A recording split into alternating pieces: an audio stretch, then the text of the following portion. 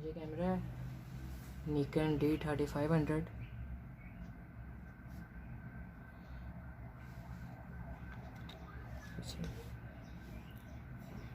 ये इसके साथ ओरिजिनल लेंस जो इसका आता है ये वो है।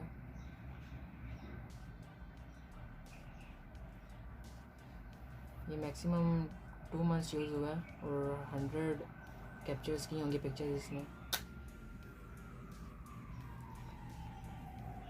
10x10 है, कोई इस पर डेंट वगैरह नहीं है, बिल्कुल न्यू है, जिस हालत में आया था ये कंपनी की तरफ से। इसके अंदर 32 GB का मेमोरी कार्ड है। ये इसकी ओरिजिनल बैटरी है, ओरिजिनल चार्जर है और ये साथ में बॉक्स दिया था। और ये इसका डब्बा है ओरिजिनल। और इसकी वारंटी स्टार्ट हुई थी 1 अगस्त से, जो कि 31 अगस्त को एक्सपायरी है।